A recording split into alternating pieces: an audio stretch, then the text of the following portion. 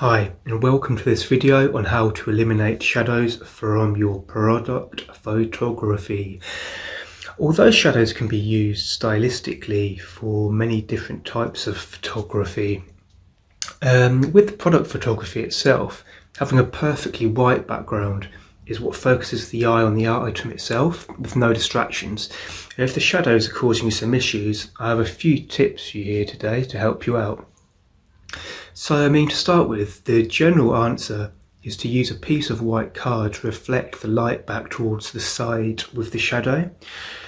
So, if the shadow's on the left, you put the white card on the left, bounce the light back onto it, and that is generally what will do the trick. But sometimes there's more stubborn shadows, so to speak. So let's cover the two types of light first of all, so you sort of understand how they work, and then go into a few more techniques.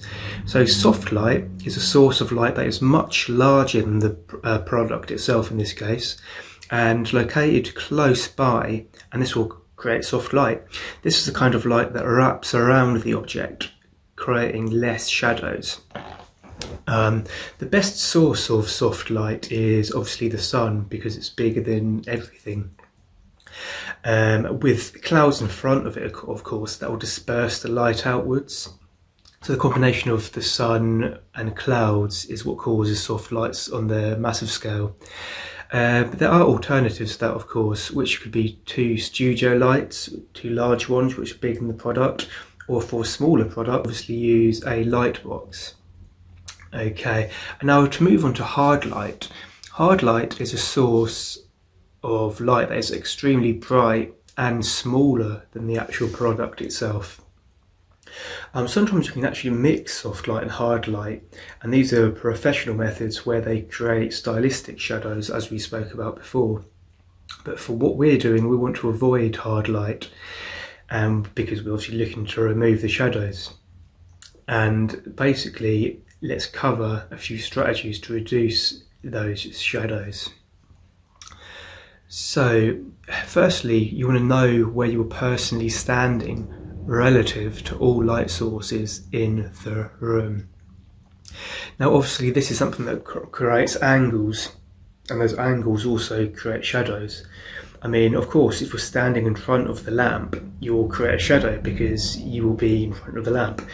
But if you're using two studio lamps for the light, and there is a window behind you or an open source of light elsewhere, this can also cause issues because there's an uncontrolled source of light coming in through the window as well as the two lights you have set up.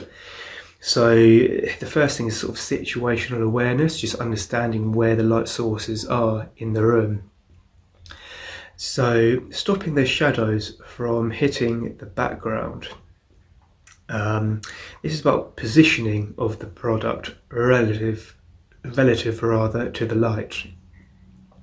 So when you have a small setup at home with limited space, it's understandable that you have the background, the product, the lights and the camera all in close proximity.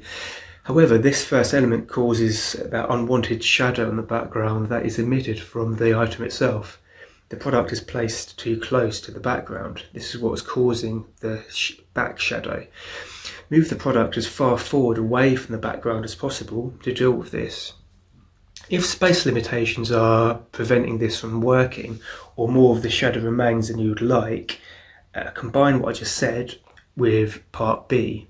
And part B is stopping shadows from hitting the background, positioning the light this time relative to the product. So the light is likely to be somewhere by your side aiming forward, which is casting the shadow behind the product. So this step involves moving the light to the left or right side of the item, causing the shadow to move to another side. This will cause the shadow to obviously be cast on the opposite side of the object, so use some white card then to bounce it back. So it's really moving things about relative to each other. The third part of this is stopping shadows from hitting the background, which is adding additional light. So if the last solution didn't work, which you're moving the light or moving the actual product itself, add another light in there on the other side, of course, where there's a shadow, and this is another solution. Obviously only if you have two lights. And this is a few quick tips. So I actually have a full list of 16 steps for you to follow over at my website, productpicktips.com. Also got a link down in the description telling you exactly where the page is. And I hope that gave you a few tips. Cheers then. Bye.